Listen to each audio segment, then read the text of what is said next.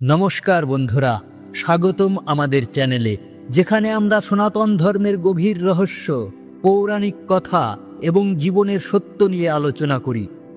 আজকের এই বিশেষ পর্বে আমরা গরুড় পুরাণের আলোকে কর্মফল এবং পুনর্জন্মের রহস্য নিয়ে বিস্তারিত আলোচনা করব।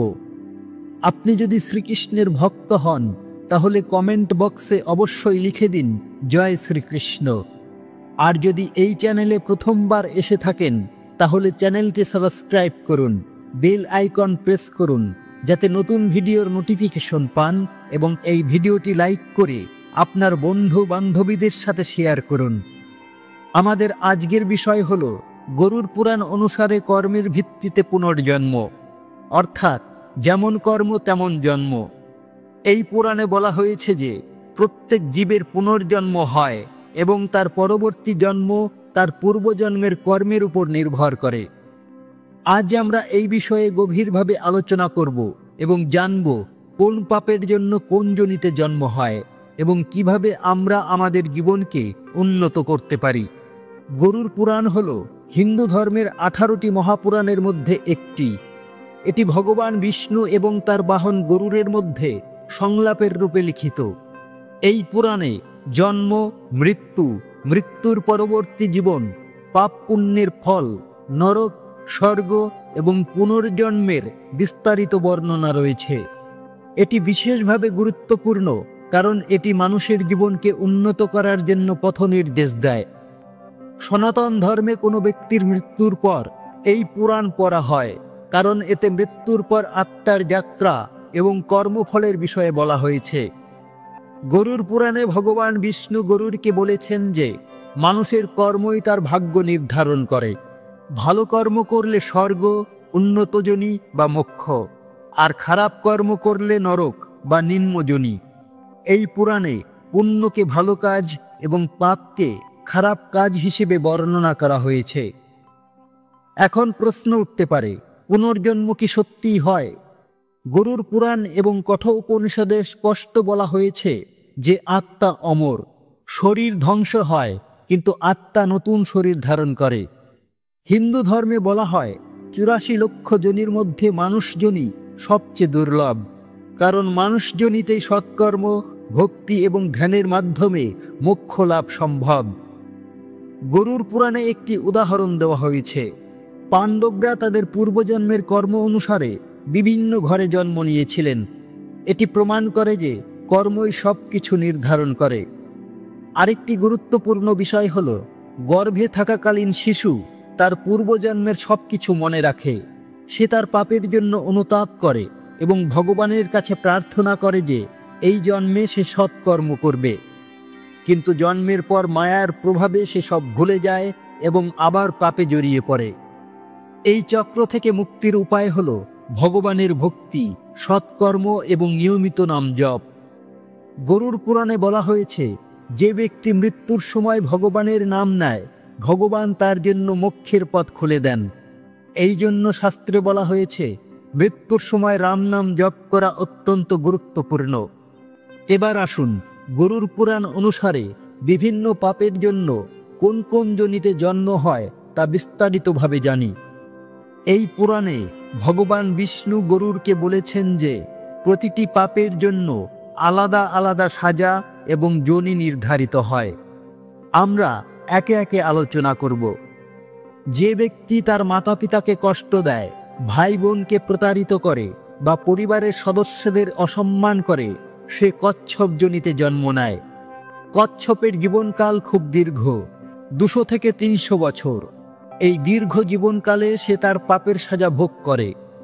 কচ্ছপ ধীরে চলে, সবসময় ভয়ে থাকে এবং কঠিন জীবনযাপন করে। এটি আমাদের শিক্ষা দেয় যে পরিবারের প্রতি সম্মান ও ভালোবাসা রাখা উচিত। যদি কেউ মনে করে যে তার খারাপ কাজ কেউ দেখছে না, তাহলে সে ভুল। পাপের ফল এই জীবনে বা পরের জীবনে ভোগ করতেই হয়। উদাহরণস্বরূপ, একজন ব্যক্তি যদি তার বাবা মাকে অবহেলা করে বা তাদের সম্পত্তি কেড়ে নেয়, তাহলে সে কচ্ছপ যোনিতে জন্ম নিয়ে দীর্ঘকাল কষ্ট পাবে। গরুড় পুরাণে বলা হয়েছে, যে পুরুষ মহিলাদের মতো আচরণ করে, অর্থাৎ তার স্বভাবে নারীসুলভ গুণাবলী প্রকাশ পায় বা সে পুরুষত্বের ধর্ম পালন না করে, সে পরের জন্মে স্ত্রী হয়ে জন্ম নেয়। এখানে বোঝানো হয়েছে যে আত্মা শরীর অনুসারে কর্ম করে। শরীরের মাধ্যমে ভালো কর্ম করলে আত্মা মুক্তির পথে এগিয়ে যায়, আর খারাপ কর্ম করলে তার অবস্থা আরও খারাপ হয়। উদাহরণস্বরূপ, যদি কোনো পুরুষ তার দায়িত্ব এড়িয়ে যায় বা পুরুষোচিত গুণাবলী হারায়, তাহলে সে স্ত্রীজনিতে জন্ম নিয়ে সেই দায়িত্বের কষ্ট বুঝবে। এটি আমাদের শিক্ষা দেয় যে আমাদের শরীর ও স্বভাব অনুসারে সৎকর্ম করতে হবে। যে ব্যক্তি তার মালিকের বিশ্বাস ভঙ্গ করে, যেমন চাকরি বা কাজের জায়গায় ধোঁকা দেয়, সে বানর যোনিতে জন্ম নেয়। বানরের জীবন প্রায় 20 বছর, কিন্তু তার জীবন অস্থির। সে সবসময় লাফালাফি করে, অশান্ত থাকে এবং তার পাপের ফল ভোগ করে। গরুর পুরাণে বলা হয়েছে, যে ব্যক্তি লুটপাট করে, জানোয়ার শিকার করে বা অন্যায়ভাবে পরিবার পালন করে, সে জানোয়ার যোনিতে জন্ম নেয় এবং কসাইয়ের হাতে মারা যায়। এটি আমাদের শিক্ষা দেয় যে সৎ উপার্জন করতে হবে এবং বিশ্বাস রক্ষা করতে হবে। উদাহরণস্বরূপ, কেউ যদি তার বসের সাথে প্রতারণা করে বা কোম্পানির টাকা চুরি করে, তাহলে তার পরের জন্মে বানর যোনিতে কষ্ট ভোগ করতে হবে। যে ব্যক্তি তার সত্যিকারের মিত্রকে অপমান করে বা বিশ্বাস ভঙ্গ করে, সে গাধা যোনিতে জন্ম নেয়। গাধার জীবনকাল 25 থেকে 30 বছর। এই যোনিতে সে কঠিন পরিশ্রম করে, লাথি খায় এবং কষ্ট ভোগ করে। এটি কর্মফলের সিদ্ধান্ত, মিত্রতা ভঙ্গের সাজা। যদি পাপ ক্ষমার যোগ্য হয়, তাহলে তাড়াতাড়ি মুক্তি পাওয়া যায়, নইলে দীর্ঘ সাজা ভোগ করতে হয়। উদাহরণস্বরূপ, যদি কেউ তার বন্ধুর সাথে বিশ্বাসঘাতকতা করে, যেমন তার গোপনীয়তা ফাঁস করে বা তাকে অপমান করে, তাহলে সে গাধা যোনিতে জন্ম নেয়। গরুর পুরাণে বলা হয়েছে, যে ব্যক্তি ধর্মের অপমান করে, পূজা পাঠ না করে, বেদ পুরাণের বিরোধিতা করে বা ঈশ্বরের প্রতি শ্রদ্ধা না রাখে, সে কুকুর যোনিতে জন্ম নেয়। কুকুরের জীবন রাস্তায় ভিক্ষা করে লাথি খেয়ে কাটে। এটি পাপের ফল।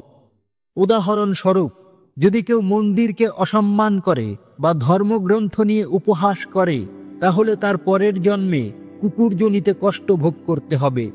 এটি আমাদের শিক্ষা দেয় যে ধর্মের প্রতি শ্রদ্ধা রাখতে হবে। যে ব্যক্তি অন্যের নিন্দা করে, খারাপ ব্যবহার করে বা অপরের ধন ছিনিয়ে নেয়, সে কীটপতঙ্গ যোনিতে জন্ম নেয়। উদাহরণস্বরূপ, চিড়ে চিটি। চিড়ে কত কষ্ট করে, পড়ে যায়, আবার ওঠে, কিন্তু কখনো সম্মান পায় না। যে অপরের ধন ফেরত না দেয়, সে মাকড়সা যোনিতে জন্ম নেয়। এই যোনির জীবনকাল কর্মের উপর নির্ভর করে। উদাহরণ হিসেবে, যদি কেউ ঋণ নিয়ে ফেরত না দেয় বা অন্যের সম্পত্তি হাতিয়ে নেয়, তাহলে সে কীটপতঙ্গ যোনিতে জন্ম নেয়। যে ব্যক্তি সুগন্ধি পদার্থ চুরি করে, সে সুসুন্দর যোনিতে জন্ম নেয়। আর সাধারণ চুরির জন্য তোতা যোনি। পুলিশ সাজা কঠিন।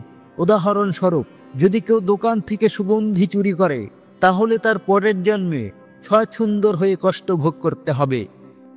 যে ব্যক্তি চালাকি করে অন্যকে ঠকায় বা মূর্খ বানিয়ে সুবিধা নেয়, সে উল্লু যোনিতে জন্ম নেয়।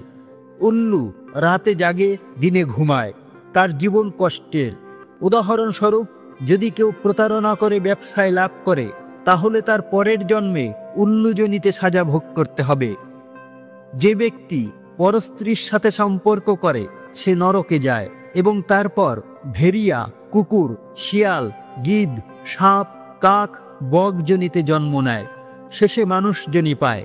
যে বিবাহিতা গৈরমর্দ সাথে সম্পর্ক করে, সে ছিপকলি, সাপ বা চামচিকা যোনিতে জন্ম নেয়। আর যে জোর করে সম্পর্ক করে, সে নরকের পর কিন্নর যোনিতে জন্ম নেয়।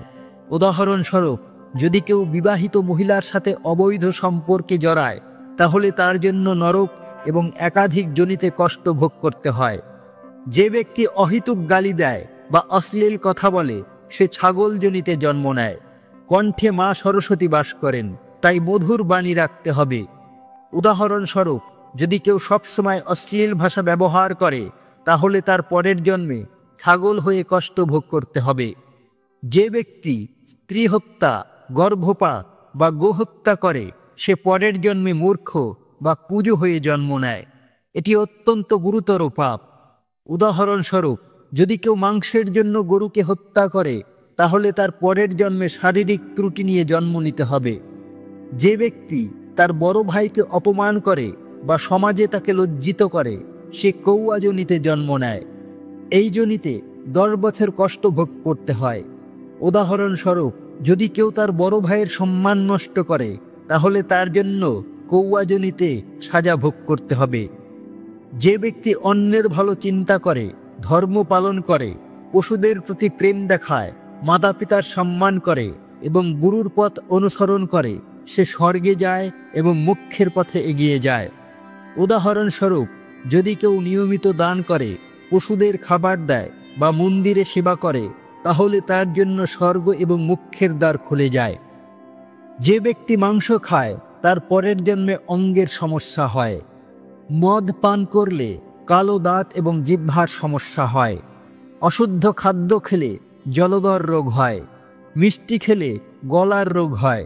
শ্রাদ্ধে অশুদ্ধ দান দিলে কুষ্ঠ রোগ হয়। উদাহরণস্বরূপ, যদি কেউ নিয়মিত মাংস খায় বা শরাব পান করে, তাহলে তার পরের জন্মে শারীরিক সমস্যা ভোগ করতে হবে। এটি আমাদের শিক্ষা দেয় যে খাদ্য ও জীবনযাপনে পবিত্রতা রাখতে হবে। বন্ধুরা, আপনার মনে প্রশ্ন উঠতে পারে, নরকের সাজা ভোগ করার পরও কেন পুনর্জন্মের সাজা? গরুর পুরাণে ভগবান বিষ্ণু গরুরকে বলেছেন যে কিছু পাপ এত গুরুতর যে নরকে সাজা ভোগ করার পরও আত্মাকে বিভিন্ন যোনিতে কষ্ট ভোগ করতে হয়। যেমন দুষ্কর্মের জন্য কিন্নর যোনি, এটি কর্মফলের সিদ্ধান্ত। যেমন কর্ম তেমন ভরণী। যদি পাপ বড় হয়, তাহলে সাজা দীর্ঘ এবং কষ্টদায়ক হয়। আর যদি পাপ সাধারণ হয়, তাহলে সাজা কম হবে। উদাহরণস্বরূপ, যদি কেউ কাউকে হত্যা করে বা ধর্মের অপমান করে, তাহলে তার জন্য নরক এবং নিম্নযোনিতে জন্ম নিতে হবে। গরুর পুরাণে বলা হয়েছে, মানুষ যোনি অত্যন্ত দুর্লভ। এই যোনিতে ভক্তি, সৎকর্ম এবং ধ্যানের মাধ্যমে মোক্ষ লাভ সম্ভব। মৃত্যুকালে যে ব্যক্তি রাম নাম জপ করে, ভগবান তার জন্য মোক্ষের পথ খুলে দেন। উদাহরণস্বরূপ, যদি কেউ জীবনে ভক্তি করে এবং মৃত্যুর সময় ভগবানের নাম নেয়, তাহলে তার আত্মা মুক্তি পায়। এই জন্য শাস্ত্রে বলা হয়েছে, সব সময় ভগবানের নাম জপ করো এবং সৎকর্ম করো। এবার আসুন জানি কিভাবে আমরা আমাদের পূর্বজন্ম সম্পর্কে জানতে পারি।